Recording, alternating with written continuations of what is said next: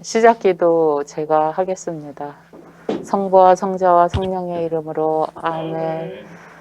주님, 이 시대를 살고 있는 저희가 이 시대의 문제와 여러 상황 안에서 주님의 뜻을 잘 알아듣고 또 주님이 이끄시는 곳으로 갈 수 있도록 저희에게 빛을 내려주소서. 우리 주 그리스도의 이름으로 비나이다. 아멘. 성부와 성자와 성령의 이름으로 아멘. 예, 지난번에는 코로나 시대의 성찰, 코로나 시대의 그 성찰이라고 해서 왜 코로나가 우리의 삶에 오게 되었는가, 그리고 이 시대적인 문제는 무엇인가에 대해서 이렇게 같이 함께 공부를 해봤습니다. 결국은 현대 문명이 생태계의 파괴와 위기의 주범이 됐다는 어떤 이제 그런 결론이 내렸죠. 예, 그래서 다시 한번 그 생태계는 무엇인가, 우리의 삶을 둘러싸고 있는 모든 환경은 서로 연결돼서 서로에게 상호작용을 하면서 그 도움을 받고 또 어렵고 힘든 유해한 환경을 차단하고 생명 환경을 이렇게 만들어주는 그런 어떤 조직 체계예요. 이거는 살아있는 생물만 아니고 그 인간의 역사, 그 인간의 문명, 이런 모든 환경, 기후, 이런 모든 것이 복합적으로 어우러져서 만들어지는 그런 어떤 상황이에요. 생태라는 것은 생명이 있는 것들만의 문제가 아니고 생명이 없는 것들, 그런 어떤 모든 상황이 복합적으로 연결되어 있는 거. 그래서 과학 문명이 발달한 오늘 이 시대에는 더 복잡해요. 이런 연결이. 과거에는 단순한 그런 어떤 연결이었는데 오늘날은 굉장히 복잡한 연결을 가지고 있다는 거. 그래서 기본적으로 어떤 것을 생산하면은 자연스럽게 소비하고 분해되는 과정, 사라지는 과정을 통해서 이 세상의 물질 세계, 영적인 세계, 에너지가 순환을 하고 있었어요. 근데 오늘날에는 이 모든 체계가 망가졌어요. 그래서 우리가 살고 있는 이 지구라는 공동의 집을 위협하고 있다는 것을 얘기를 하였습니다. 그래서 어떤 그 물질 세계와 상실이 여기 들어있지, 물질과 에너지의 순환 위기. 그래서 이 지구 자체가, 우리 지구 자체를 둘러싸고 있는 생태계가 자기 복원력. 우리도 인간의 몸도 하나의 생태계잖아요. 그렇죠? 내가 뭘 생각하느냐에 따라서, 내가 무슨 몸을 어떻게 움직이냐에 따라서 내 안에 있는 모든 장기, 영적인 것, 물질적인 것이 혼합이 돼서 내 안에 건강과 생명력이 생기는 거잖아요. 작게 말하면은. 그렇죠? 그런데 우리 몸 자체도 어떤 면역력을 갖고 있단 말이에요. 좀 어렵고 힘들고 피곤하고 고통스럽고 영적으로. 그래도 이게 잘 이렇게 쉬어주고 이렇게 좋은 생각을 가지고 그런 몸이 회복을 하잖아요.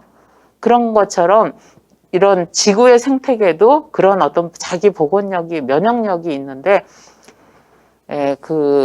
이제는 더 이상 그 복원력을 상실할 그런 어떤 지경에는, 우리가 너무 피곤해서 번아웃 되는 어떤 그런 상태라고 할 수가 있는 거겠죠. 그래서 지난번에 그 원인을 현대 문명이라고 제가 얘기를 했습니다. 그래서 현대 문명은, 인간의 문명은 근대 현대 문명의 원인인데, 산업혁명의 이후 대량 생산과 대량 소비, 우리가 필요하지 않은 것들도 생산을 하고 그것을 소비하는 그런 어떤 문화에서 시작이 됐다고 합니다. 그래서 과거에서는 농업혁명은 굉장히 자연 친화적인 혁명이었어요. 인간이 자연에 있는 것을 따서 먹거나 사냥을 하거나 수렵 채취하고 이럴 때에는 인간이 필요한 것만 썼어요. 농업혁명도 인간이 땅을 일구어서 자기에게 필요한 걸 생산했죠. 그렇지만 산업혁명 이후에는 어마어마한 그 물건을 생산하게 됩니다. 그래서 자연을 파괴했다고 지난번에 얘기했습니다. 그래서 이 현대 문명의 대전환을 위하기 위해서는, 오늘날 여러분들 들었죠? 녹색 문화, 생태 문명, 이런 이야기 들어보지 않았어요? 녹색 당도 있잖아요. 그쵸? 이런 어떤 현대 문명의 대전환에 필요한 그런 용어들이 많이 사용되고 있어요. 그리고 정부에서 녹색 혁명을 일으키기 위해서 무슨 정책을 하죠? 그린 뉴딜 정책이라고, 그죠? 그것도 어떤 이러한 하나예요. 그래서 뭐 문정부가 이것을 창조적으로 만들어낸 게 아니고 지금 이 시대에 우리가 해야 될 과업이라는 거. 이런 것을 통해서 지속 가능한 상생, 개인과 자연, 인간과 자연, 사람들 사이에 지속 가능한 경제와 문화를 건설하게 되는 거. 그래서 이것은 물론 개인의 노력도 필요하지만 집단적인 노력이 필요하다는 거. 정부 차원에서 기업과 학계에서 노력이 필요하다고. 그래서 현실적으로 지금 내놓는 문제들이 탄소 제로, 2050년까지 적어도 탄소, 우리가 막 만들어내는 탄소, 이 대기를 탁하게 하고 지구의 온도를 높이는 탄소를 제로하고, 그다음에 플라스틱 문제, 이거 되게 심각하잖아요. 저도 하루 수녀원에서 10명 먹을 음식을 준비하려고 시장을 보면 플라스틱이 산더미 같이 쌓이는 거를 봐요. 여러분들도 시장 갔다 오면 그러잖아요. 이게 우리 삶을, 그래서 플라스틱 제로 2050년까지. 그러면서 우리나라도 그 얘기 들었죠. 식목일날 나무를 많이 심어서 산이 빽빽한데 나무가 너무 늙었대요. 그래서 산소를 흡수하는, 이산화탄소를 흡수하는 그 나무도 그러나 봐요. 늙으면은 그 원활하지가 않는 거에서 새로운 나무를 심어야 되는 그런 어떤, 그래서 숲을 조성하면은 대기 중에 그 나쁜 공기 오염을 숲이 다 이렇게 머금고 좋은 공기를 내놓잖아요. 그래서 이런 것들이 세계적인 차원에서, 한국의 차원에서 하는 일들이고, 그 다음에 우리가 보이지 않는 것은 영적인 차원에서 제가 말한 생태적 가능성과 지혜. 인간은 과거에 가지고 있었어요. 근데 우리가 그 편리함과 그 안락함을 추구하다 보니까 이런 어떤 감수성을 잃은 거죠. 그래서 그 감수성을 이제 찾는 거에 있어서 얘기를 했습니다. 감수성이라는 것은 만물과 나와의 상관, 관계에 대한 이런 관계가 있구나. 내가 뭐 이거 쓰고 이거 먹고 내가 내 삶이 이 세상과 아무 관계가 없는 것 같지만 사실 자연과의 관계 있고 사람들과의 관계에서 일어나는 거, 이런 것을 이해하는 능력과 그 감이 필요하다는 거. 우리의 일상은 직접 간접으로 지구촌의 지구의 생태 그물망 안에 연결돼 있다는 것을 알고, 우리가 이런 것은 어떻게 하냐면은, 과거에는 농사 짓고 이럴 때는 본능적으로 알았어요. 아, 날씨가 바뀌면 뭐 이렇구나, 뭐 이렇게 본능적으로 알았어요. 근데 오늘날은 너무 인간이 인위적으로 만드는 공간에 살다 보니까, 옛날 같으면은 추우면 옷을 더 껴입었잖아요. 우리는 인위적이라는 건 뭘까요? 저기 에어컨을 틀거나 바로 따뜻하게, 이런 삶이, 우리가 자연과 만나는 공간을 되게 차단을 시켜줬어요. 그래서 이것을 어떻게 하면 자연에 대한, 자연과 접촉을 하고 애정 어린 관찰과 관상. 그래서 그렇게 하다 보면 인간을 포함한 이 지구상에 있는 모든 생명에 대한 경외심과 존중이 증가하게 되고, 이렇게 되면 우리의 삶의 가치와 행복의 기준이 변합니다. 오늘날 삶의 가치와 행복의 기준은 뭐예요? 돈 많이 벌고 이 세상이 잘 굴러가서 편안하게 살고 아프지 않고 뭐 이런 것이잖아요. 근데 어찌 보면은 우리가 그것만을 바라볼 때 우리 인간의 존재에 대해서 망각하고 있어요. 우리는 이 세상에 태어났다가 다시 돌아가는 존재예요. 그렇죠? 그 과정에서 겪어야 할 고통을 자꾸 피하고 거부하다 보면 우리의 삶은 그렇게 행복하지 않다는 거. 지금 스위스에 가면 사람들이 왜 안락사 하러 가요. 그렇죠? 많은 나라에서 자기가 죽음의 고통을 받아들이는 건 너무나 어렵고 피하고 싶기 때문에 안락사를 하잖아요. 그냥 나는 그렇게. 근데 인간의 삶의 가치에 대해서 우리는 다시 한번 생각을 해봐야 되는 거죠. 그리스도인으로서. 이런 어떤 양식이 변화하면 우리의 문명은 바뀔 거라는 거. 생태 문명으로 바뀔 것이라는 거.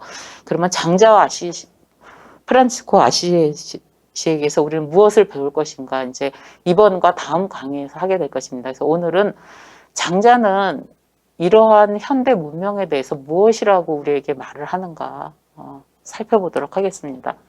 장자, 이렇게 눈이 이렇게 올라갔네요. 장자는 도가에 속하는 학자로서 양주, 그 다음에 노자, 사상을 이어받은 그 이제 마지막 도가의 학자예요. 그래서 장자는 도가와 유가는 그 고대 아시아 사상, 중국 사상, 아시아 사상에서 뗄래야 뗄 수가 없는 관계예요. 제가 쉬운 말로 얘기할게요. 유가는 인생의 삶의 질이 경물치지라 그래요. 그죠? 이 세상의 모든 원리를 하나씩 배워 익혀갖고 깨닫는 학문이에요. 근데 도가는 그렇지 않아요. 우리에게 쌓인 게 너무 많아갖고 이 세상의 진면목을 바라보지 못한다. 그래서 유가를 굉장히 비판하죠. 우리가 쌓은 지식들은 다 헛된 것이다. 인간의 관점으로 모은 지식이지 도의 관점에서 보는 지식이 아니기 때문에 그 지식에는 한계가 있다. 그래서 우리가 이 세상의 진면목을 보고 내 삶과 인생의 진면목을 보기 위해서는 덜어내야 된다 그래요. 덜고 비워서 우리가 완전히 비워지게 될 때 우리는 이 세상의 모든 것을 그 진정한 모습을 깨닫게 될 수 있다. 이제 그런 어떤 학문, 그 원리를 추구하는 학문이죠. 도가. 그래서 이제 장자도 이러한 연속 속성에서 현대 문명에게 우리가 인위적으로 덧붙인 거, 지금 아까 얘기했잖아요. 우리의 필요를 위해서 자연에 순응하지 않고 그것을 좀 더 우리에게 편리하고 할 수 있도록 그런 어떤 것들을 자꾸 덜어내고 자연과 접촉하면서 인생의 진짜의 즐거움과 그 가치 그런 것을 깨달으라고 이제 우리를 초대합니다. 그래서 장자라는 사람은 뭐 학업 관리를 했대요. 그 당시. 그래서 뭐 여러 가지 그렇지만 학식이 굉장히 방대했기 때문에 많은 사람이 알고 있었고 그에 있어서는 어마어마하게 많은 근데 대체로 장자는 제가 앞으로 보겠는데 뭐 너 이거 해라 저거 해라 규칙을 말하지 않았어요. 그러니까 예수님이 예를 들면 뭐 가늠한 여자를 데리고 와서 이 사람은 어떻게 할까요? 그러면 뭐 법조 몇 항을 따져서 이 사람은 무슨 죄를 졌고 뭐 율법에 있으니까 어째라 이런 얘기를 안 했어요. 그걸 용서하라는 얘기도 안 했어요. 생각하게 했죠. 그래? 그러면 너희 중에 죄 없는 사람부터 이 여자를 돌로 쳐라. 그렇죠? 이런 우화나 비유로 얘기를 해요. 그래서 제가 여러분들과 이제 함께 보는 글들은 다 이런 식의 글들이에요. 얘기를 들으면 얘기를 듣고 생각하게 만들어요. 우리를. 그러면 어떻게 해야 되나? 이런 어떤 그래서 장자의 글은 총 3권으로 나누어졌어요. 여기 책방에 가면은 거기에는 이제 33편의 글이 쓰여 있는데 1편은 내편이라고 2편은 외편, 3편은 자편이라고 써 있어요. 그래서 장자의 글이라고 추정되는 글은 제1편에 있는 그 4편, 7가지의 글을 그래서 여러분들과는 지금 장자가 말하는 핵심 사상을 살펴보는 것으로 하겠습니다. 그래서 장자는 2300년 전 그 당시에 인간의 절대 자유를 추구한 그런 사상가예요. 그래서 이 당시에 하늘과 인간의 관계에 대해서 어떤 새로운 관점을 가져서 윤리 도덕적인 관점이 아니고 영적 종교적인 차원에서 인간의 자유를 이야기했다는 거. 그의 사상에는 생명의 고유성과 존엄성, 세상 만물과의 감흥을 중요시 여기는 사상이 있습니다. 이것을 대통, 세상 모든 것은 통하다. 물화 사상, 이 세상의 모든 물들은 서로 흐르고 유동하면서 서로 만난다. 그 하나가 된다. 이런 사상은 현대에 필요한 영성입니다. 인간과 자연, 인간들 사이에서 관계를 재조명하게 되고 비움과 통합의 영성, 심층 생태학이라는 그런 어떤 영성을 제안하고 있습니다. 그러면 모든 것을 다 볼 수가 없어요. 시간이 없고 뭐 1시간 정도니까 이렇게 잠깐 맛만 보여드리겠습니다. 장자의 생태적 감수성과 지혜를 5가지로 요약하면은 이렇게 나와요. 일단 장자는 우리를 높이 비상하라 그래요. 왜냐하면은 우리가 이제 남산에 대해서 남산을 안다면 수원에는 어떤 산이 있나요? 네, 팔달산에 오르고 싶으면 두 가지 길이 있어요. 팔달산에서 알고 싶은 거는 산을 등산로로 올라가는 길도 있고 드론을 사용해 갖고 높은 데 올라가서 한꺼번에 팔달산을 보는 방법도 있어요. 그렇죠? 올라가면서 하나씩 하나씩 올라가면서 여기 꽃도 있고 뭐도 있고 이렇게 알아가는 방법은 육아의 방법이에요. 도가는 비상에서 높은 데 올라가서 팔달산을 보게 하는 인생의 가치, 우리의 삶을 높은 데 올라가서 보면은 아래서 볼 수 있는 걸 못 볼 수도 있지만 그렇게 하나씩 보는 거하고 다르게 높은 데서 보면은 또 새롭게 보이잖아요. 그렇죠? 여러분들이 산 정상에 올라가서 이렇게 봤을 때 그런 느낌이 다르잖아요. 그런 경외심, 그 아름다움, 웅장함을 느끼잖아요. 지난번 강의 시간에 우주에서 본 우리가 살고 있는 지구를 본 적이 있잖아요. 영상 보여줬잖아요. 그렇죠? 그런 느낌인 거예요. 우리가 지구 안에서 뽁닥거리고 막 살 때는 잘 모르지만 우리가 지구라는 이 공간을 높이 올라가서 지구를 바라봤을 때 내가 추구했던 이런 삶에 대해서 다시 생각하게 되는 거예요. 그렇죠? 그 영상 기억나시죠? 이런 어떤 방법인 거예요. 높이 비상하라. 비상하면 보이는 것이 만물 제동의 지혜예요. 그 다음에 자연스러움은 무엇인가? 우리가 자연스럽게 산다는 것은 그것은 순물 자연, 순순하게 자연의 흐름을 따르는 방법이 있는데 그렇게 하기 위해서는 우리가 뭘 해야 되나? 우리가 쌓아왔던 지식과 우리의 선입관 모든 마음을 비우고 인간 마음의 힘, 내면의 힘을 함양하고 삶과 죽음, 우리가 좋고 나쁨 이런 것을 우리가 호불호, 내 지식을 초월하고 자신까지 잊어버리고 앉아 있으면은 우리는 홀연히 자연과 하나 된다고 합니다. 그래서 마지막으로 자연과 더불어 사는 이들의 특징을 이제 이야기하게 됩니다. 높이 비상하라. 누가 좀 읽을까요? 내가 읽을까요?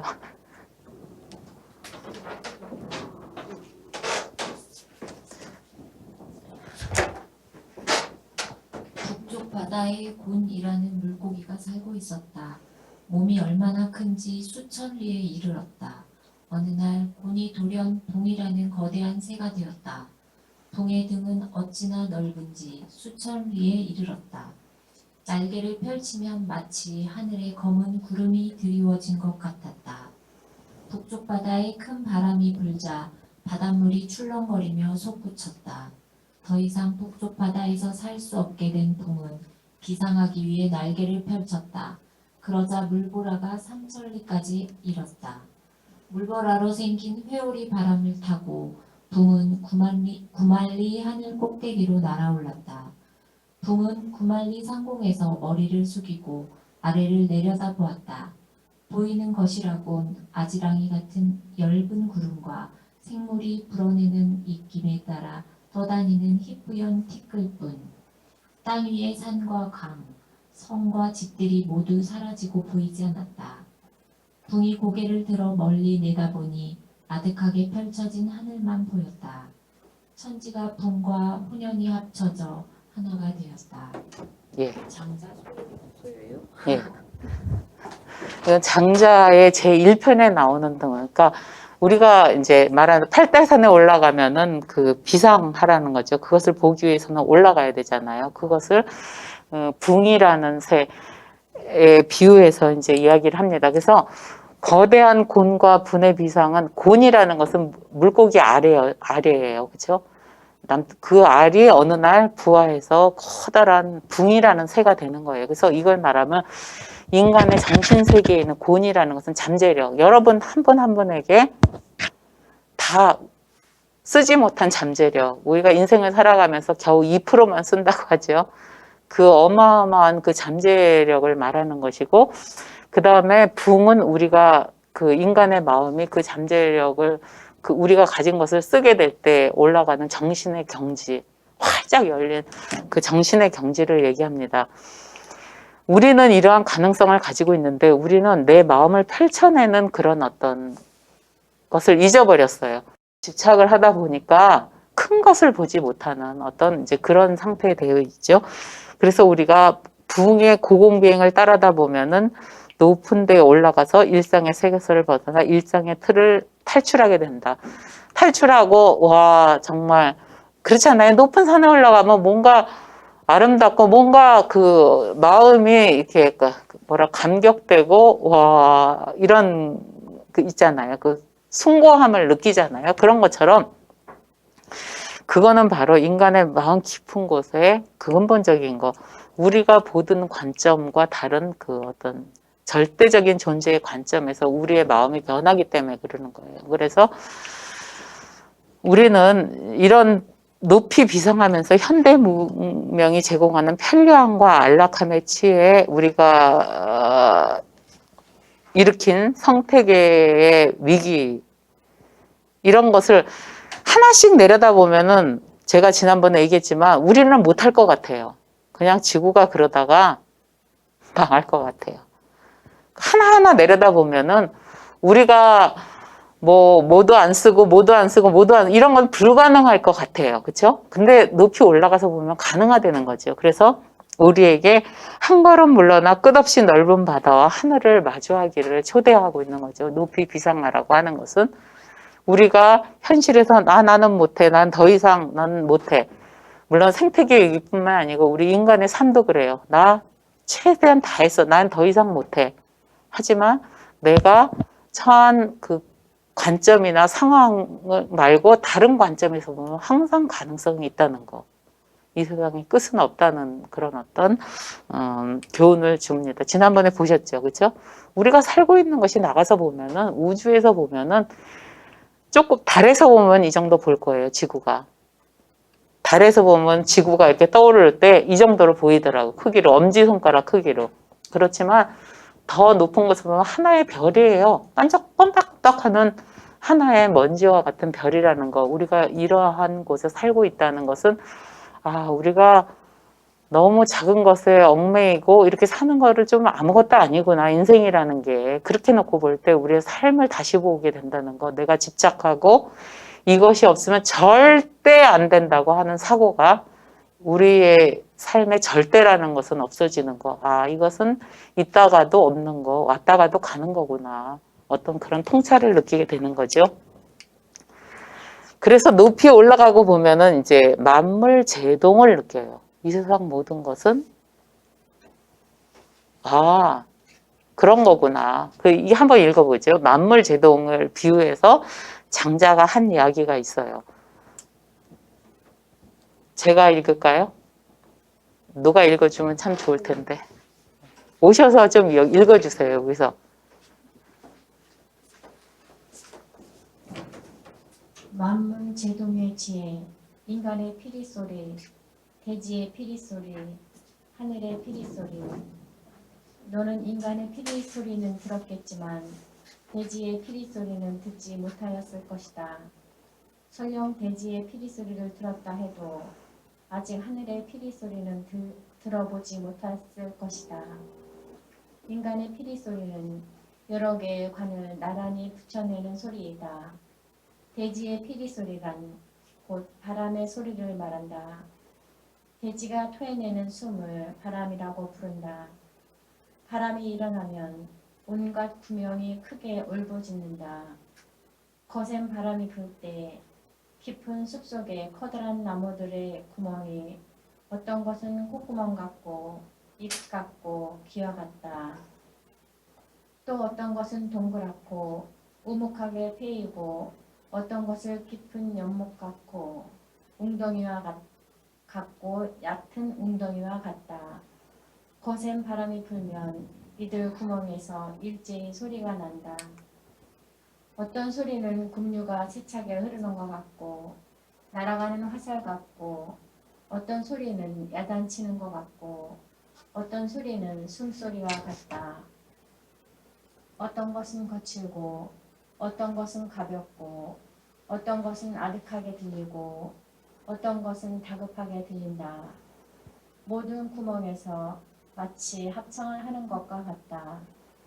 그러다가 사나운 바람이 지나고 나면 모든 구멍이 잠잠해지는데 오직 나뭇가지만 계속해서 살랑살랑 흔들거린다. 이것이 바로 대지의 피리 소리이다. 이를 토대로 하늘의 피리 소리를 이해할 수 있다. 자, 생각을 모으고 들어보아라. 온갖 구멍에 바람이 들어가면 각기 다른 소리가 난다. 이 소리들은 그 종류가 수천, 수만으로 저마다 다른데 각자 자연의 구멍으로부터 나는 것이다. 그렇다면 이 구멍들로 하여금 소리를 내게 하는 것은 과연 누구이겠느냐? 감사합니다. 예. 인간의 피리 소리, 대지의 피리 소리, 이제 하늘의 피리 소리라는 이제 비유를 통해 갖고 이제 장자는 이 세상 만물, 하늘에서 내려다본 이 세상 만물에 대해서 이야기를 합니다. 인간의 피리 소리는 그냥 인간이 만든 문명 있잖아요. 인간이 만들고 제작하고 이런 것으로 나는 어떤 일상사를 얘기를 하면 돼요. 우리가 지금 살고 있는 일상사. 대지의 피리 소리는 어떻게 보면은 아까 제가 지구를 보여줬잖아요. 지구 안에서 모든 존재하는 모든 것들, 생물, 무생물, 뭐 기후, 어떤 현상, 문화 이런 모든 것들이 어우러져서 나는 소리. 그 하늘의 피리 소리는 그런 이 세상에 있는 모든 것들이 물론 바람이 불어서 소리를 내잖아요. 그렇죠? 바람이 불어서 그 각자의 구멍에 각각 수만 가지의 소리를 내지만 그러면 이제 장자는 그런 거예요. 그러면 그렇게 소리를 내지만 대지의 소리는 그렇지만 그 소리를 내게 하는 주제자는 누구인가? 이렇게 물어요. 그것이 바로 하늘의 피리 소리다. 이런 이야기를 합니다. 그래서 각각의 구멍에서 나게 하는 주제자는 그 하늘의 피리 소리 도라고 해요. 장자의 도. 도인데 만물의 근원인 도인데 그러면 도의 입장에서 각 소리들은 어떤 거는 뭐 긴급하고 어떤 거는 꾸짖는 소리, 어떤 거는 흐느끼는 소리, 어떤 거는 막 급박한 소리 뭐 여러 종류의 소리를 낸다는데 이 소리는 다 다른 건가? 어떤 소리가 좋고 어떤 소리가 나쁘고 그런 건가? 장자가 물어요. 그냥 소리일 뿐이에요. 그렇죠? 바람이 나서 내는 소리일 뿐이다. 그래서 도의 입장에서 보면 이 세상에 있는 모든 인간들도 마찬가지. 여러분들도 각자의 소리를 내잖아요. 그렇죠? 바람이라는 우리 삶에 이루어지는 여러 가지 영향들이 우리와 닿으면 우리는 바로 진동을 해요. 이것을 바람이라고 표현하는데 이런 각자의 소리를 내고 근데 인간은 이런 소리를 보면서 예를 들면 저거는 옳다. 저거는 아니다. 저거는 크다. 저거는 작다. 나는 큰 게 좋아. 작은 게 좋아. 부드러운 게 좋아. 이렇게 호불호와 시시비비가 갈려요. 그렇지 않아요? 여러분들도 하나님의 입장에서 보면은 하나님이 주신 생명과 이 세상에 있는 모든 조건에 의해서 파동에서 진동을 하는 하나의 어떤 그런 존재란 말이에요. 그렇죠? 근데 그 파동을 보고 우리는 저 사람은 좋은 사람이야, 저 사람은 나쁜 사람이야 막 이렇게 늘 구별하고 차별하고 비교해 갖고 우리는 사람을 보잖아요. 근데 장자는 그렇게 하지 말라는 거죠. 도의 입장에서 보는 모든 것은 그 자체로 고유하고 평등하다. 인간의 그 예를 들어요. 만약에 되게 아름다운 여인이 있어요. 근데 인간에게 아름답지 이 아름다운 여인이 호수에 가서 물고기 옆에 가면 물고기는 어떻게 도망가잖아요. 물고기의 아름다움과 인간의 아름다움의 기준은 다른 거다. 그 다음에 편안함. 우리는 인간은 축축한 데 있으면 허리 아프고 관절에 문제가 생기잖아요. 근데 미꾸라지는 축축한 곳에 있는 걸 좋아해요. 그렇죠? 그 다음에 또 나무에 살고 있는 원숭이는 높은 데가 좋지만 인간은 높은 데에 올라가면 겁이 난단 말이에요. 그리고 입맛도 사람들은 고기를 좋아하고 뭐 좋아하는데 사슴은 풀을 좋아해요. 지네는 작은 뱀을 좋아하고 까마귀는 쥐를 좋아한다. 그러면 입맛의 기준은 무엇인가? 그래서 인간의 관점을 깨트리는 거예요. 인간이 좋다, 나쁘다, 옳다, 그르다. 이것은 인간의 관점일 뿐이라는 거죠. 그래서 그 시시비비에 얽매이지 말고 올라가서 보라는 거죠. 그렇죠? 한 걸음 한 단계 비상에서 보면은 그 자체가 보인다는 거죠. 그리고 우리가 이게 저도 잘 아는 조삼모삼. 아침에 3번, 저녁에 4번. 원숭이를 키우는 사육사가 있었는데 원숭이한테 자, 먹이를 주는데 아침에 도토리 3개 주고 오후에 4개 줄게. 그때 막 화를 내는 거예요. 아니에요, 아니에요, 아니에요. 아침에 4개 주고 저녁에 3개 주고. 근데 그 원숭이를 사육하는 사람의 입장에서는 7개를 그냥 주면 되는 거예요. 그렇죠? 그러니까 그냥 그래? 그러고 줬어요.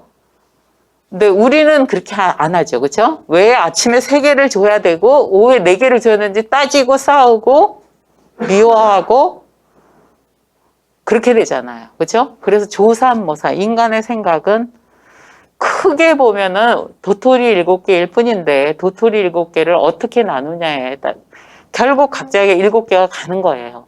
그럼에도 불구하고 인간의 호불호 이런 것이 갈리게 되면은 인간을 고통스럽게 만든다는 거죠. 그리고 우물 안의 개구리는 우물 속에 있는 모든 것을 아는 것 같지만 바다를 모르잖아요. 대양을. 이런 개구리가 자라를 만나서 대양을 헤엄쳐 다니는 자라를 만나서 자기의 편안하고 행복함을 얘기를 할 때 바다 거북이가 듣고 있으면 조금 그렇잖아요. 그렇죠? 나는 커다란 바다에서 자유롭게 헤엄치면서 온갖 것을 다 보고 있는데 그러면서 이 우물 안의 개구리가 나는 그렇게 산다는 것까지만 얘기하면 되는데 자기를 막 자랑하면은 바다 입장에 거북이 입장에서는 우습잖아요. 그렇죠? 그런 것처럼 인간이 알고 있는 지식, 내가 좋다고 하는 거 이런 것은 마치 이러한 상황을 우리가 얽매이는 것이다. 크게 보고 길게 보면은 그렇게 화를 내고 그렇게 싸우고 그렇게 미워할 이유도 없는데 그리고 내가 너무 잘났고 다른 사람은 우습게 보고 이럴 이유도 없다는 거죠. 장자의 말은. 그러면서 만물을 있는 그대로 보고 되기 위해서 우리의 옳고 그름 여러분들 옳고 그름 따지는 사람 많잖아요. 그렇죠? 저도 잘 따져요. 그 다음에 우리의 좋고 나쁨을 따지는 거 저도 그런 거 잘해요. 그래서 이렇게 하면은 인간을 고통스럽게 만들고 불편하게 만들어요. 어느 정도 해야지 지나치게 하면 이런 사람 다 피하잖아요. 그래서 이런 어떤 우리가 따지는 것은 인간 중심적인 기준으로 유일하거나 절대적이지 않은 거예요. 내가 알고 있는 지식이나 내가 옳다고 생각하는 것이 모든 얘기가 옳지 않아요. 그거 깨달아야 되는 거예요. 그렇죠? 그래서 내 의견을 말하는 정도로 끝나지 그거를 계속해서 주장하고 관철을 하려고 하면 싸움이 나고 전쟁이 나고 이 지구상에 일어나는 모든 문제 그러다가 살인을 하고 미워하고 살인하고 전쟁까지 가는 어떤 그런 상황에 간다는 거죠. 결국 도에서 멀어지게 된다고 얘기합니다. 그래서 우리가 만물 제동의 지혜를 통해서 우리가 알 수 있는 우리가 우상화하는 것은 무엇인가? 현대인이 우상화하는 것은 편리하고 안락한 거. 이거 없으면은 어떻게 하면 조금 더 편하고 어떻게 하면 좀 더 내 삶이 안락해질 것인가. 이것 때문에 돈도 필요하고 모든 것이 필요한 거죠. 그래서 결국 이런 것들 때문에 발전과 진보,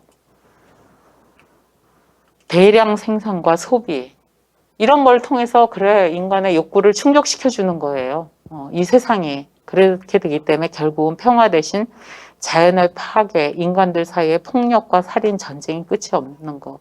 그래서 지난번에 얘기했지만 앞으로 새로운 문명에는 자연과 인간 사이의 상생이 지속 가능한 상생 문화가 녹색 혁명이나 생태 혁명이 되지 않을까 많이들 얘기하고 있습니다. 그러면 우리가 자연스럽게 앞에서는 우리가 인위적으로 만들어서 살았기 때문에 자연스럽게 산다는 것은 무엇인가? 장자는 계속해서 우리가 인위적으로 살았기 때문에 이런 어려움이 고통과 어려움이 왔다고 해요. 그렇죠?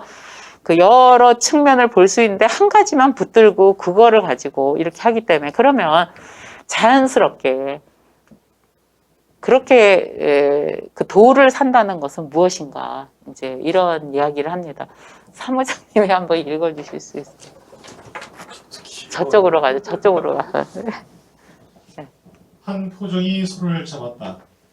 그의 손, 발, 무릎의 동작은 칼날이 소의 살과 뼈 사이의 틈을 지나가는 소리와 완벽하여 마치 고대 상님의 춤을 추는 듯하였다. 포종은 칼을 내려놓으며 말했다. 제가 소를 잡을 때 쓴 것은 기술이 아니라 도입니다. 제가 처음 소를 잡았을 때 제 눈에는 오로지 한 마리의 소만 보였습니다. 그 3년 동안 많은 소를 잡고 나니 제 눈에 보인 것은 더 이상 소가 아니라 서로 연결된 살과 뼈의 구조였습니다. 이때부터 눈으로 보지 않고 마음과 뜻을 합하여 소를 잡게 되었습니다.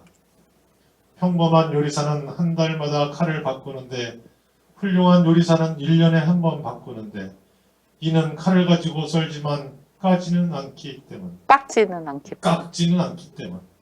내가 쓰는 칼은 19년째 쓰고 있는데 아직도 막 숫돌에 가른 칼처럼 예리합니다. 이는 썰지도 깎지도 않기 때문.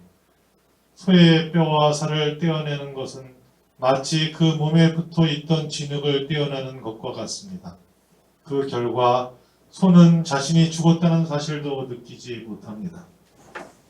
예, 좀 찌릿하지 않아요? 그래서 정말 자연스럽게 살고 도를 통해서 우리도 하느님이 보는 입장에서 본다면 이렇게 살 거예요. 그러면 그 소 백정이 그 살을 도육해내는 것처럼 아무도 상하지 않고 칼도 상하지 않고 그 소 자체도 자기가 죽었는지를 모를 정도로 그렇게 벌어진다는 거죠. 소의 그 뼈와 심줄이 엉켜 있다는 것은 복잡 단단한 세상을 비교해요. 우리가 처한 모든 세상. 일반 요리사, 거기보다 또 섣부른 요리사는 힘을 써서 억지로 후려치고 부러뜨려요. 우리 주변에 보면 이런 사람 많잖아요. 어떤 사람이 와서 막 하면 일을 다 그르쳐 놓잖아요. 다 마음 상하고 다 화내게 만들고 이렇게 도를 모르는 사람이 자충우돌 하는 것 같이 헛되이 다른 사람의 마음을 상하고 마음을 축내는 이런 것을 비교할 수 있는 거예요. 그 다음에 훌륭한 요리사는 뼈 마디마디 사이의 틈으로 칼날을 넣기 힘들이지 않고 칼을 다룰 수 있는 거. 자연의 이치를 아는 거예요. 그래서 건드리지 않으면서 그 빈 공간의 사이를, 그래서 장자는 이런 자연의 경지를 사는 예술가의 경지로 표현을 해요. 그죠? 도와 하나가 되면은 모든 것을 마음대로 하여도 나도 상하지 않고 남도 상하지 않고 우리의 전체에 상하지 않고 목적을 이룰 수 있다고 이제 얘기를 합니다. 그래서 이 말은 저 기가 막힌 거죠. 소를 도정했는데 소는 자기가 죽었다는 사실도 깨닫지 못할 정도로 자연스럽게 일이 끝난다는 거죠. 그래서 여기서 이제 칼날은 우리가 칼을 가지고 사용을 하잖아요. 잘 갈아진 칼은 인간의 마음과 같아요. 근데 이것을 잘 갈아진 칼, 비워진 마음을 표현하는 거죠. 그래서 사물을 있는 그대로 응하는 그런 어떤 마음. 붓기가 없는 칼날, 무심한 마음으로 사물을 대하는 거. 우리가 앞으로 보겠지만 무심한 마음을 가지고 내 사적인 어떤 이익이나 목적을 가지고 사물을 대하면 그때부터 어긋나기 시작해요. 그죠? 무심하게 내가 해야 할 일을 도에 따라서 하게 되면은 모두가 편안하게 그리고 풍성하게 이룰 수 있다는 것을 얘기를 합니다. 그래서 이러한 자세를 무위자연함이라 그래요. 아무런 행위도 하지 않으면서 행위라는 것은 무위라는 것은 우리가 인간이 막 짜여내고 막 계획하고 의도하고 이런 것이고 의도가 없는 행위는 모든 것을 편안하게 잘 이루어낸다라고 장자가 이야기를 합니다. 그래서 결국은 우리는 무위자연을 사는 사람은 이렇게 되는 거예요. 도와 같이 도는 만물을 키우고 양육하고 가지런히 하고 돈독하고 보양하고 감싸준다. 생성하되 소유하지는 않고 보살펴주되 기대지는 않고 어른 노릇을 하되 지배하지는 않는다. 이를 그윽한 덕이라고 한다. 무유한 사람은 이렇게 되는 거예요. 장자 말에 의하면 무유함은 존귀해지고 소박하며 천하의 그와 능히 아름다움을 다툴 자가 없다. 무유한 사람은 천하에서 가장 부드러운 사람이에요. 이런 사람은 이 세상에 가장 굳센 것을 극복한다. 아까 신부님 말씀드리면서 카타리나는 이런 여인이 아니었을까. 가장 부드러웠기 때문에 가장 굳센 것을 대응할 수 있어요. 그래서 큰 지혜는 어리석어 보인다. 큰 지혜를 쓰는 사람들은 막 머리를 굴리는 사람에게는 되게 어리석은 지혜라는 거, 작은 지혜라는 거. 그러면 우리가 이런 경지에 도달하게, 장자는, 유관은 이런 경지에 돌아와서는 열심히 공부를 해야 돼요. 하나씩 쌓아갖고 그 극치에 올랐을 때 하고 깨달아요. 이걸 하위 관지라 그래요. 근데 장자는 어떻게 하냐면 우리의 마음을 비워서 마음이 마치 고요한 물과 같이 됐을 때 어느 순간에 우리의 마음 안에 이 세상의 모든 것이 그대로 비춰져요.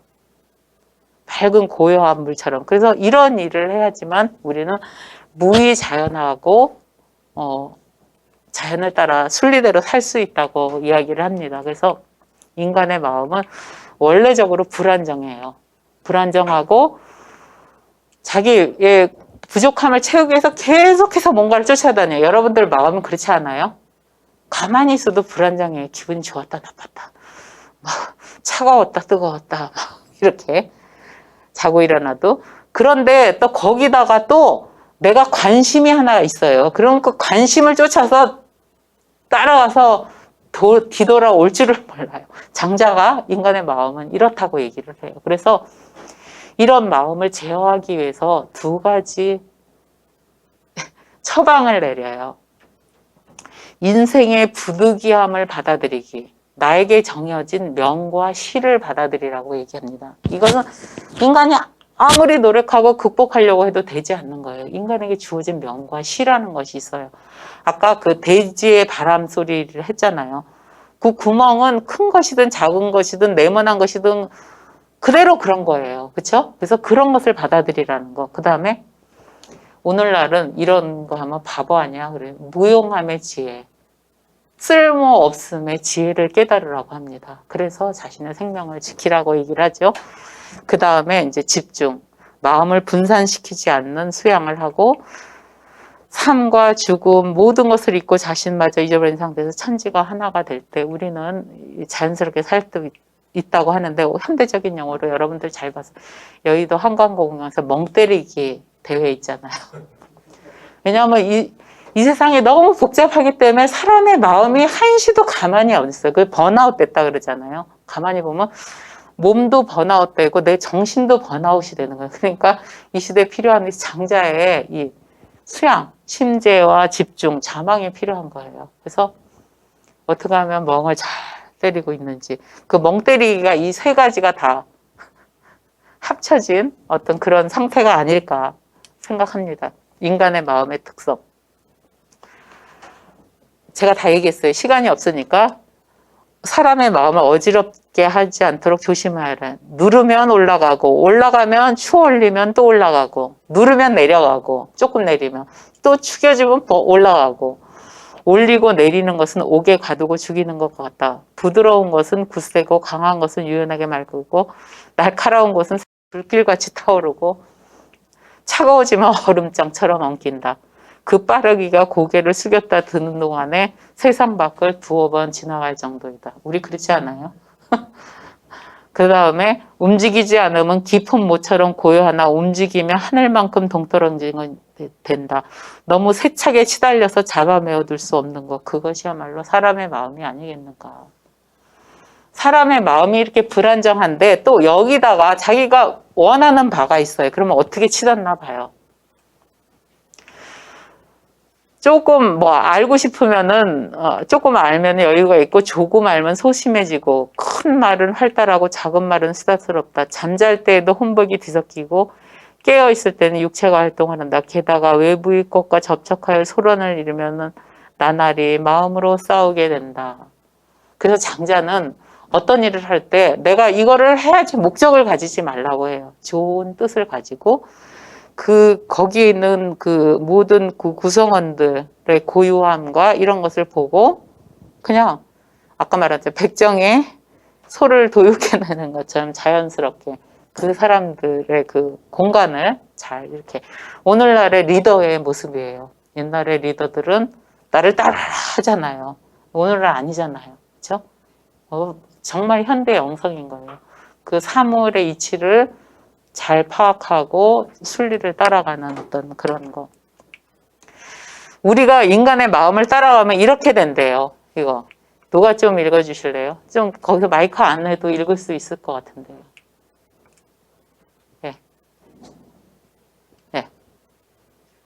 예. 마이크 안 해도 뭐 읽으셔도 되고요. 마이크 하면 더 잘 들리나요? 네. 이쪽 뒤로 가서 해요. 세상 사람들은 모두가 스스로 알지 못하는 것을 추구하고 있는 줄은 알고 있지만 이미 알고 있는 것을 추구할 줄은 모른다. 모두가 좋지 않게 여기는 것을 비난할 줄은 알아도 자기가 이미 좋다고 여기는 것을 비난할 줄은 모른다. 이리하여 세상은 크게 혼란하여지는 것이다. 그러므로 위로는 해와 달의 밝음을 가리고 아래로는 산천의 전기를 불태워 없애며 가운데로는 사철의 변화를 파괴하여 땅 위를 기어다니는 벌레로부터 하늘을 나는 작은 날개를 가진 새에 이르기까지 그 본성을 잃지 않는 것이 없다. 심하다. 저 순박한 백성을 버리고 경박하고 간사한 인간을 좋아하며 저 담백하고 욕심없는 태도를 버리고 수다스러운 말뜻을 기뻐하니 수다야말로 이미 천하를 어지럽히고 있는 것이다. 우리 어느 사도가 그랬잖아요. 혀를 조심하면은 우리의 수다라는 것은 우리가 알고 있는 지식, 내가 좋아하는 거, 내가 원하는 것에 기반한 수다들이 가만히 보면은 하느님의 이야기를 하는 것이 아니고 이런 수다들이 이 세상을 어지럽힌다고 이제 이야기를 합니다. 결국 인간의 그 탐욕과 인간의 그런 어떤 그 무한한 그 탐욕이지요. 탐욕이 이 세상을 이렇게 어지럽게 만든다고 합니다. 그래서 장자는 이런 인간의 탐욕을 가라앉히기 위해서 무엇을 해야 되냐면 인간이 가진 그 특징, 불안정하고 계속해서 외부의 사물을 쫓아다니는 그런 마음을 제기해서 부득이함이라는 것은 자신의 운명일 수도 있고 아니면 외적인 조건일 수도 있어요. 그래서 이런 것을 수용하라고 합니다. 장자는 이렇게 얘기해요. 생사존망, 궁달빈부, 현여불처, 회여, 기갈, 한선은 모든 인간 현상 변화이며 운명의 운행입니다. 이런 변화는 밤낮으로 눈앞에 일어나도 그 시작을 알지 못합니다. 이제 이렇게 얘기를 해요. 이 세상에 모든 일어나는 일들은 어떤 그 자연의 변화 안에 속해 있다는 건 나의 삶 역시도. 그래서 어느 날 이제 어떤 골개숙이라는 사람이 이제 병이 난 거예요. 여기 팔꿈치에 뭐 혹이 났다고 여기 얘기를 하는데 그래서 이제 그 동료가 있다가 그대는 그 혹이 싫은가 그러니까 이 골개숙이라는 사람이 이렇게 얘기해요. 생명이란 원래 빌린 것으로 이 혹도 천지의 기운을 빌려서 생겨난 것이라네. 생명이란 티끌이나 때와 같은 것이고 죽음도 낮과 밤이 있는 것과 같이 나에게 그 변화가 나에게 미친 것이니 어째 또 싫어하겠는가. 네, 우리 뭐 혹 생기면 당장 병원에 가잖아요. 그래서 뛰어내잖아요. 그렇죠? 근데 어떻게 보면 그 혹은 몸 안에 있는 여러 가지 이유 때문에 생겨난 것이라는 거죠. 그렇죠? 그래서 뭐 이게 극단적으로는 생각하지 않지만 내가 싫어하고 좋아하지 않는 것들이 나에게 왔을 때 이런 자세를 취하라는 거죠. 사실은. 사실은 내가 더 아름답고 예쁘게 태어났으면 얼마나 좋겠어요. 그렇죠? 그렇지만 나는 나대로 생긴 그 자체 그런 것들을 그 자연의 변화 안에 내가 만들어진 것이라는 내 고유한 모습을 지키라는 것이죠. 그래서 특별하게 우리가 이런 것도 잘 못해요. 내 명과 시. 요새 이 세상은 뭐예요? 삶을 개척하고 개발해라. 막 이렇게 얘기하잖아요. 오늘날 문명은. 뭐 숙명의 운명에 지지 말고 이런 얘기를 하는데 장자는 그렇게 얘기 안 해요. 명과 시. 물론 이렇게 해야 될 때가 있어요. 한참 인생에 있어서는 이런 때도 있고 이런 때도 있다는 거죠. 근데 지금 인류의 문명의 시대에는 항상 삶을 개척하고 발전을 해왔기 때문에 이제는 부득이함을 수용해야 하는 시기라는 것을 얘기를 해주고 있습니다. 예. 나는 궁지에 빠지는 것을 오래도록 피하였지만 면하지 못한 것은 운명일 것이다. 형통하기를 바란 지도 오래됐지만 형통하지 못하는 것은 시운일 것이다. 요와 순 시대에는 천하에 궁한 사람은 없었지만 세상 사람들의 지혜가 있기 때문에 그렇게 된 것은 아니었고, 걸주라는 시대에는 형통한 사람은 없었지만 이 세상 사람들이 지혜를 잃었기 때문이 아니라 마침 시세가 그랬을 뿐이다. 그렇게 얘기를 해요. 그죠? 뭐가 잘 되면 누구 때문에 그랬을 것이다. 우리는 얘기하지만 그것이 시세가 그랬을 뿐이다. 얼마나 큰 게 보는 거예요. 지금 막 무슨 일 일어나면 그런데 물길을 가면서도 교령을 피하지 않는 것은 어부의 용기이고, 육로를 가면서 외뿔소나 호랑이를 피하지 않는 것은 사냥꾼의 용기이다. 서슬퍼런 칼날이 눈앞에 교차되어도 죽음을 삶과 같이 여기는 것은 열사의 용기이다. 궁지에 몰려서도 운명 때문이라는 것을 알고, 내가 형통하고 잘 나가도 시운 때문이라는 것을 알고, 큰 어려움을 당해도 두려워하지 않는 것은 성인의 용기이다. 되게 우리의 마음을 확 열어주잖아요. 그렇죠? 어떻게 보면은 내가 이랬기 때문에, 누가 이랬기 때문에 어째서 뭐가 된 것 같지만, 그런 상황이 된 것은 우리가 좋은 건 나쁜 건 없다 그래요. 도가에서는 그래요. 우리가 좋아하고 나쁜 것이 있을 뿐이지 그 자체로는 자연의 변화에 따라서 죽음도 삶도 고통도 성장도 이런 즐거움도 왔다가 가는 것이라고 얘기를 해요. 근데 우리는 좋아하는 거는 붙들고 싫어하는 거는 거부하려고 그러잖아요. 근데 여기서는 그래요. 우리의 명과 시, 우리의 상황을 받아들이면 우리의 마음 편안해지고 모든 것은 더 잘 된다. 우리가 의도했던 것보다 앙달방달했다. 그래서 이제 집중의 수양을 이야기를 합니다. 당신의 모습을 단정히 하고. 근데 잠깐만요. 본성에 따라 살기. 그 다음에 무용하면 유용하면 어디로 갔지?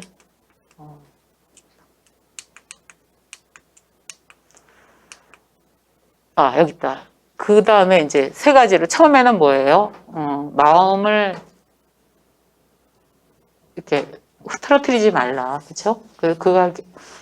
인간의 마음은 원래 불안하고 안정되지 않고 어딘가 계속 집착하는 게 인간의 마음이다. 그거를 떨어뜨리기 위해서는 명과 시를 받아들여라. 그 다음에 장자가 하는 말은 무용의 지형. 아무 쓸모없는 곳에 지혜를 알으라 그래요. 그래서 예를 들어서 이렇게 오늘날은 유용한 것이 중요하지 무용한 것은 나이 들고 노인네 되면 무용하잖아요. 그렇죠? 그러니까 고려장하고 박대하고. 그렇지만 장자는 생명은 유용하든 무용하든 그 자체로 의미가 있다고 얘기를 합니다. 내가 유용하기 때문에 가치가 있는 것이 아니라고 얘기해요. 큰 조롱박을 얻어서 씨앗을 심었는데 그게 열매가 얼마나 큰지 곡식 5썸을 담을 정도였어요. 그렇지만 너무 큰데 박이 단단하지가 못해서 뭘 담으면 깨지고 갈라지고 그래요. 그래서 쓸모가 없어서 아예 깨트려 버렸다 하니까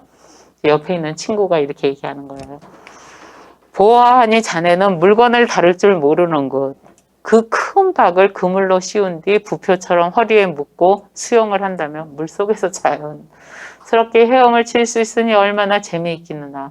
왜 박에다가 물을 담아둘 생각만, 뭘 담을 생각만 했느냐. 그러니까 사고를 전환하라는 거죠. 그죠? 무용해 보이는 것의 유용함을 이렇게 얘기를 합니다. 우리가 계속해서 그거는 그렇게 돼야 된다고 생각하면 다른 면이 안 보이는 거예요. 사람에게도 마찬가지고. 그 다음에 가죽나무가 있었어요. 큰 나무가 있는데 이거 가지가 쭉 올라가지만 하고 막 울퉁불퉁하고 막 이렇게 여러 가지 꼬여 있어요. 그리고 작은 가지 역시도 구불구불하게 생겨서 목수들은 거들떠보지도 않아요.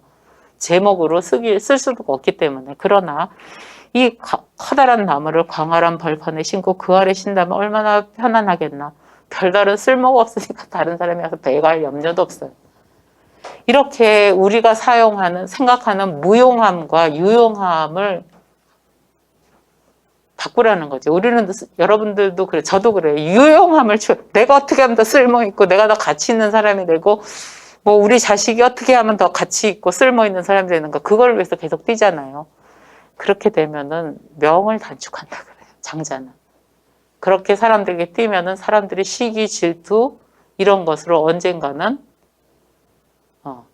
그래서 명을 오래 보존하기 위해서는 무용함의 지용을 알으라고 얘기하면, 그러면 인간의 마음이 편안해진다는 거죠. 명을 받아들이고 그다음에 무용함의 지용, 내가 유용해지려고 너무 개쓰지 말라고 얘기를 하는 거죠. 그래서 이제 집중의 수양을, 인간의 마음이 그렇게 이런 것에 떠돌아가지 않기 위해서 이제 다진 수용을 하는데, 당신의 모습을 단정히 하고 시선을 한 곳에 집중한다면 천지의 화기가 이르게 될 것이다. 당신의 지혜를 거두고 태도를 바르게 하면 신명이 오며, 이거 우리 기도나 마찬가지예요. 기도와 묵상을 할 때 우리는 많은 생각을 하기보다 우리 자신을 비우게 될 때 우리는 하느님과 호련히 하나가 되고 하느님을 체험하게 되는 거죠. 그리고 기도를 통해서 내가 나가야 될 바를 알게 되는 거. 기도를 통해서 뭐 이렇게 할까요? 저렇게 할까요? 막 이런 거 하지 말고 가만히 앉아서 하느님 앞에 그 자신 자체, 아니면 나 자신, 고통이 되는 것을 우리가 내려놓고 하느님의 소리를 들을 때 아마 이렇게 되지 않을까. 그러면서 집중 수양을 어떻게 하냐면 이런 얘기를 했어요. 공자가 이제 어디를 가는 길에 숲속을 지나다가 곱사등이 한 사람이 마치 매미는 울고 있으면 사실 이렇게 낙엽을 줍고 있는 시 줍는 것을 봤어요. 그래서 물었어요. 당신은 교묘하군요. 무슨 방법이라도 있습니까? 그렇게 물어보니까 나는 내 몸을 사용하는 것을 팔뚝이나 나무구루 같이 생각한대요.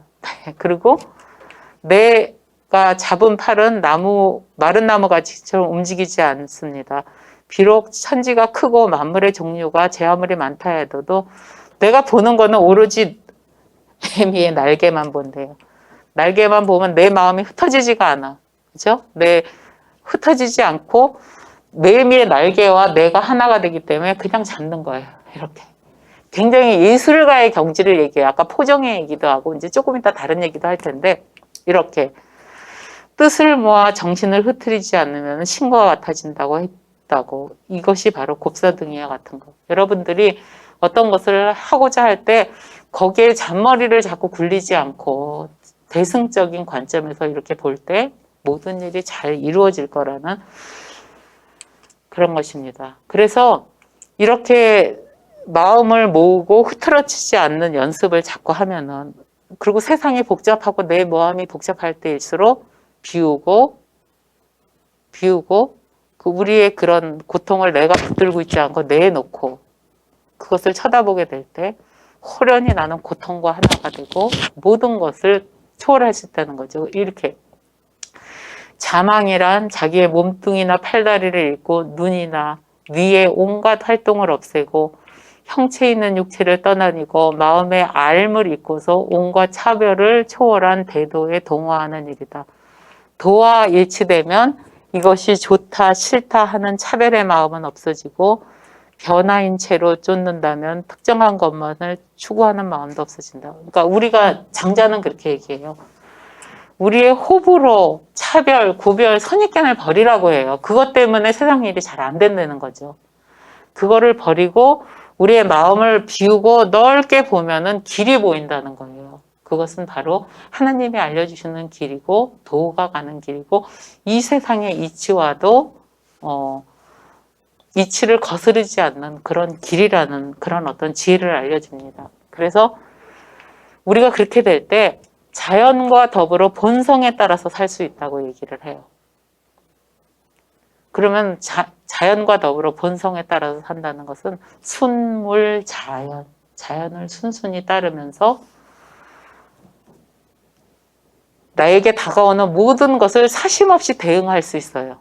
대응할 수 있고, 그렇게 되면은 우리는 우리의 목적도 이루고 나도 상하지 않고 남도 상하지 않고 행복하게 일을 잘 처리할 수 있다고 얘기를 합니다. 이거는 이제 마지막 글인데 이거를 누가 한번 읽어주시면, 앉은 자리에 있으면 읽어주셔도 괜찮을 것 같아요. 형제님 한번 좀 읽어주실까요?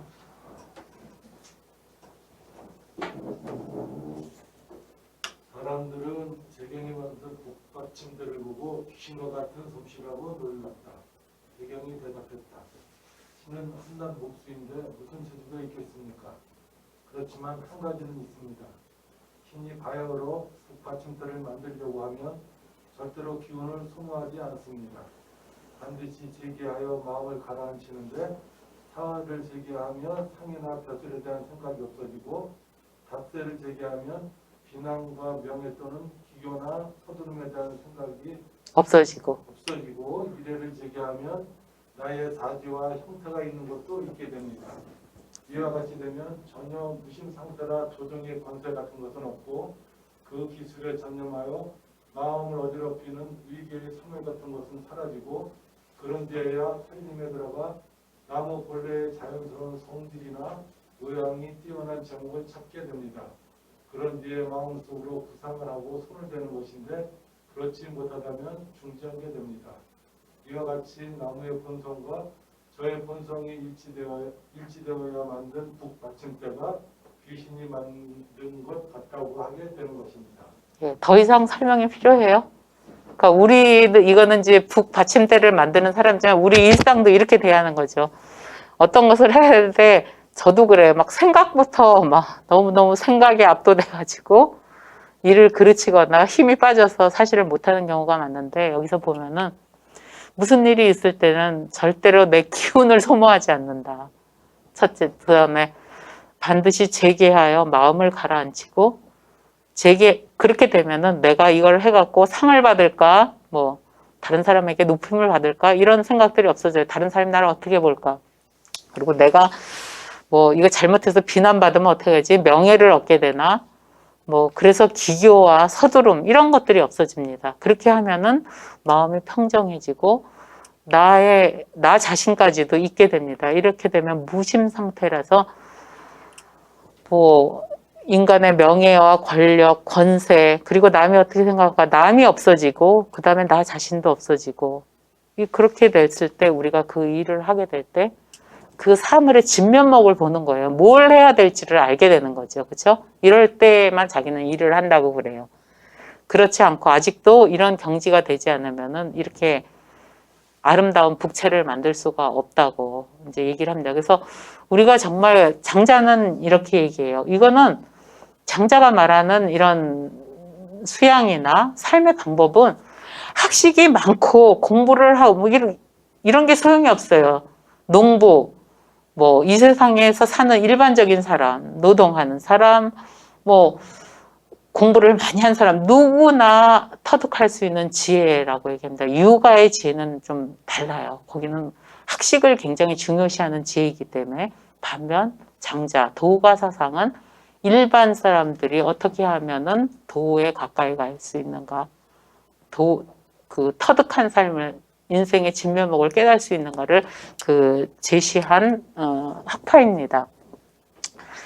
그래서 우리가 자연과 더불어 본성을 사는 것은 우리 생태계를 지키는 거예요. 사실은 우리가 여기 보면은 무의 자연과 소요유, 제가 첫 번에 부흥 얘기했잖아요. 높이 비상하는 부흥, 그 책의 제목이 소요유예요. 소요유는 뭐냐면 자연의 파동과 결을 따라 즐겁게 유랑한다. 너무 편하지 않아요?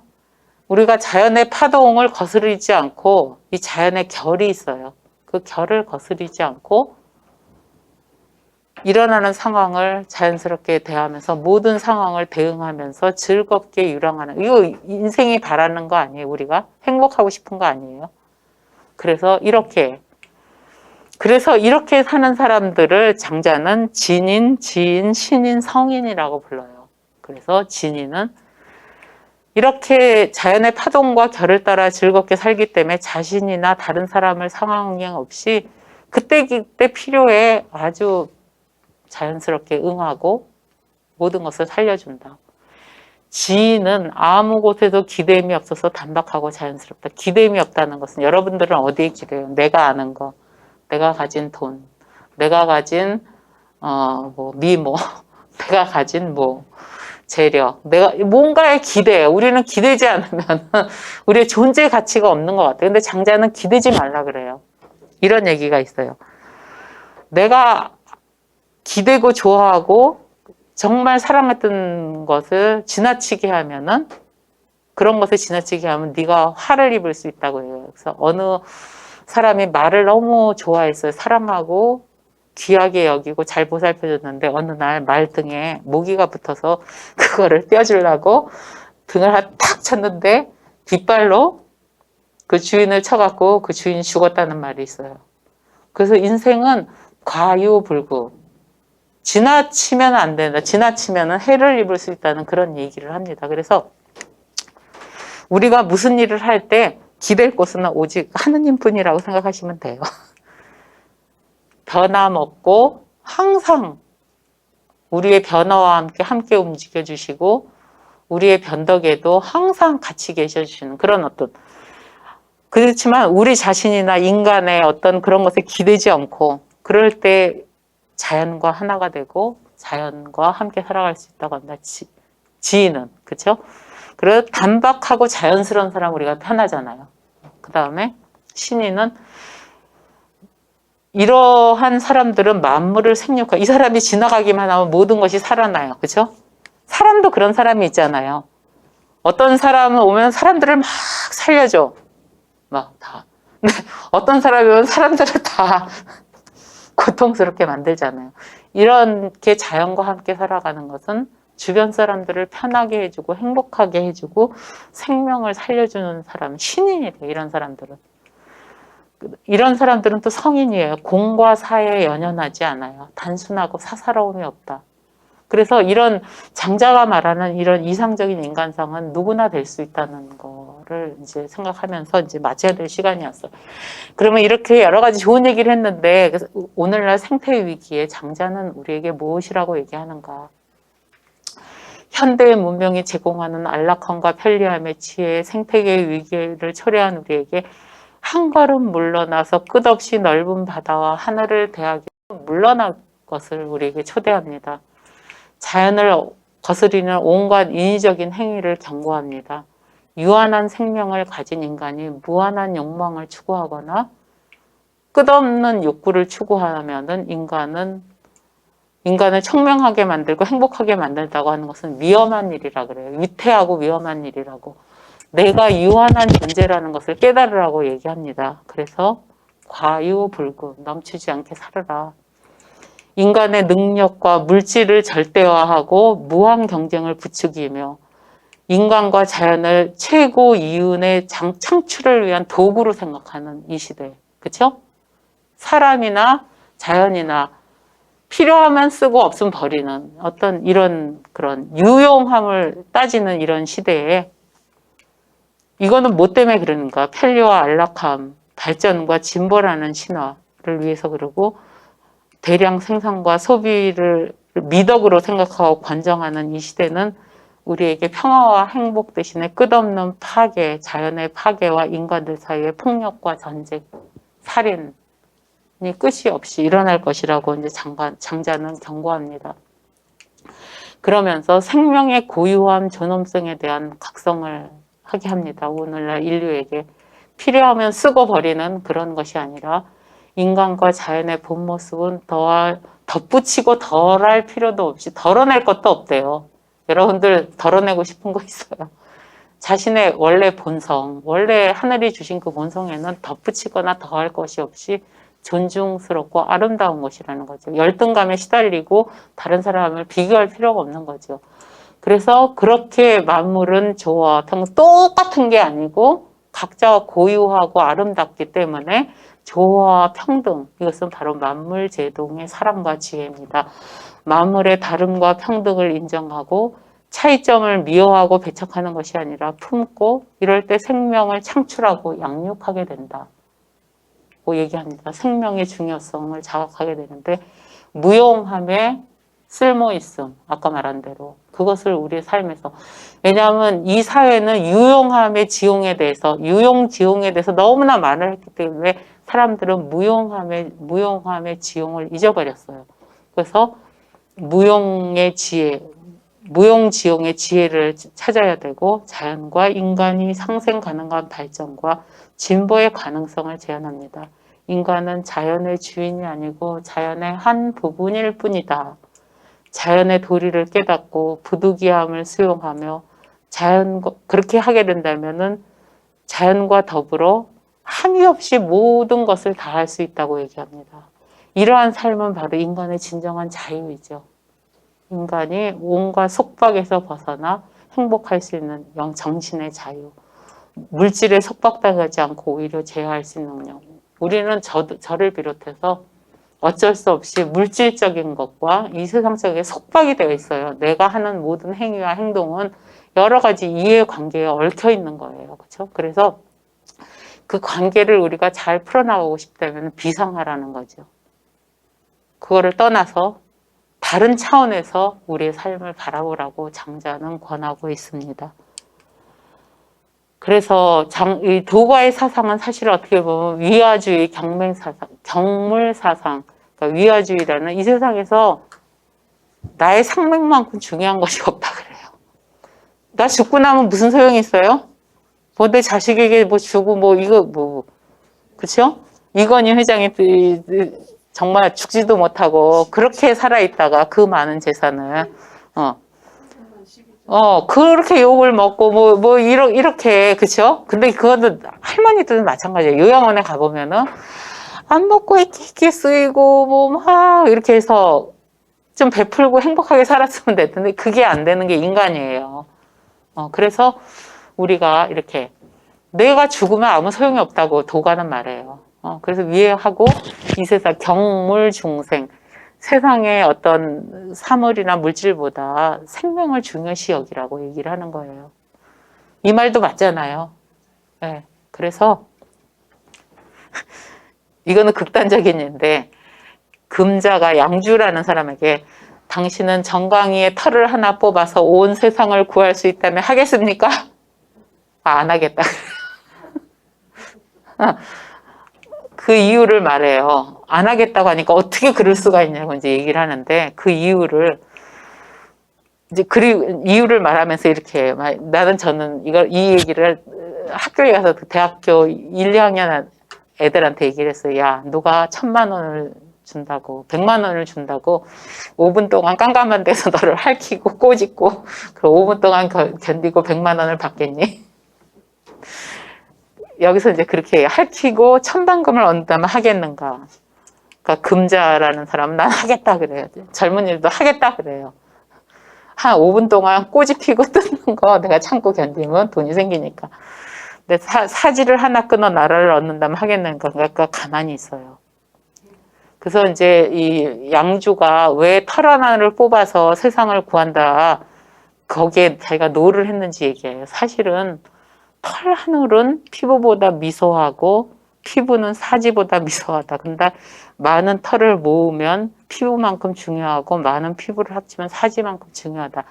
아주 작은 것 같지만 작은 거를 없음 여기고 소홀히 여기면 나중에 생명이 위험하게 된다는 거죠. 그래서 털 한 올은 본래 몸의 10,000분의 1 중에 하나인데 내가 그것을 어찌 가볍게 여기겠는가. 이런 이야기를 합니다. 사실 이제 양주의 사상이 도가 사상의 첫 걸음이에요. 위화주의와 경물중생. 그래서 노자는 이 사상을 생각해서 그래서 이런 분들은 산속에 들어가서 은수하면서 살았어요. 세상의 더러움과 접촉하지 않기 위해서 살았어. 근데 노자는 그렇게 살아도 생명을 보존할 수가 없는 거예요. 죽을 수도 있잖아요. 병에 걸릴 수도 있고 독사에 물릴 수도 있고. 그러니까 노자는 그러면 생명을 중요시하기 위해서 어떻게 하는가? 자연의 법칙을 잘 보고 법칙에 따라서 살아야 되겠다. 그렇게 하는 것이 노자의 사상이에요. 근데 장자가 가만히 보니까 인간은 자연의 법칙을 다 알 수가 없어. 모르는 법칙도 있는 거예요. 그래서 장자가 한 모든 이야기의 중심은 그러면 죽음과 삶, 좋아함과 싫어함을 초월해버리면 우리가 자연의 법칙에 따라서 순수하게 살 수 있다고 생각하는 거예요. 이 말을 알겠어요? 우리가 법칙을 알아서 그 법칙을 잘 따르면 생명을 구할 수 있다고 생각하지만 법칙이라는 것은 우리가 모르는 법칙도 있어요. 우리가 아는 법칙이 있지만 그래서 생명이 위태로우니까 그럴 바에 아예 생명을 놔버리는 거예요. 그렇죠?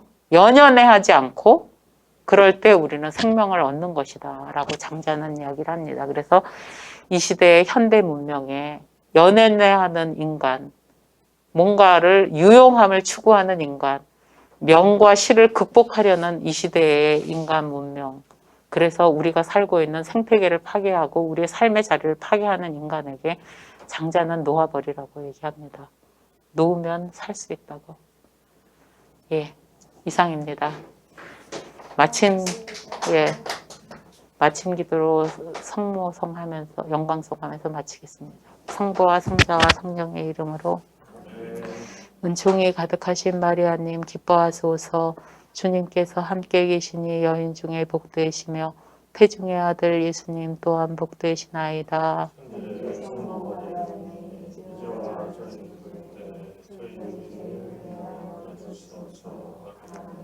영광이 성부와 성자와 성령께 성부와 성자와 성령의 이름으로 수고하셨습니다.